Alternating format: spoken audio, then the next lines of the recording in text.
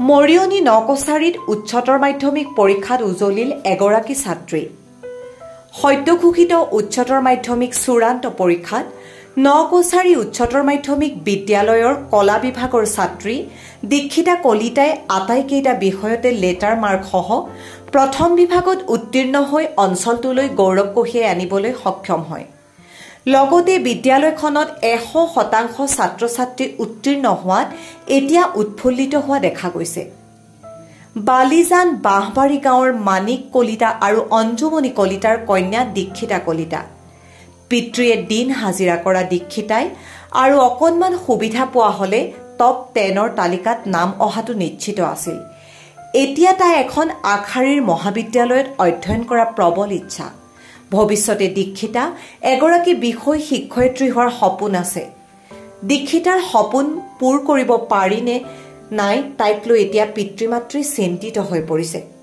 চৰকাৰ বা কোনোবা হৃদয়বান ব্যক্তিৰ যদি অলপমান সহায় পায় নিশ্চয় দীক্ষিতাৰ সপোন পূৰণ হ'ব।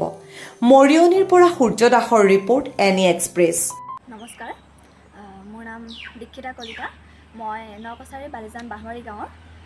মই সদ্য ঘোষিত এইচএছ হায়াৰ ছেকেণ্ডেৰী ফাইনেল ৰিজাল্টত মই নকছাৰী উচ্চতৰ মাধ্যমিক বিদ্যালয়ৰ পৰা 447 নম্বৰ সহ উত্তীৰ্ণ হৈছোঁ। মোৰ পাৰ্চেণ্টেজ হৈছে 89.4 আৰু মই 6টা বিষয়তে লেটাৰ সহ উত্তীৰ্ণ হ'বলৈ সক্ষম হৈছোঁ।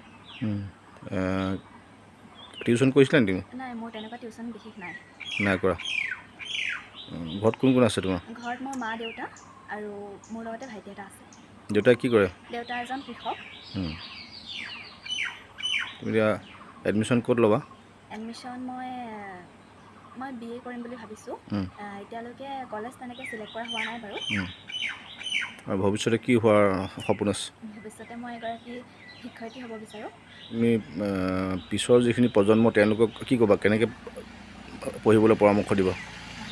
নিজৰ পাঠ্যপুথিসমূহ নিয়মীয়াকৈ যদি পঢ়ি যায় তেওঁলোকে ভালদৰে আৰু লগতে শিক্ষক শিক্ষয়িত্ৰীসকলৰ পৰামৰ্শ অনুযায়ী আৰু স্কুলত যিবোৰ ক্লাছ হয় সেইসমূহ তেওঁলোকে যদি ৰেগুলাৰলি কৰে তেনেহ'লে তেওঁলোক এজন ভালকৈ তেওঁলোকে পৰীক্ষাত উত্তীৰ্ণ হ'ব পাৰিব বুলি মই ভাবোঁ।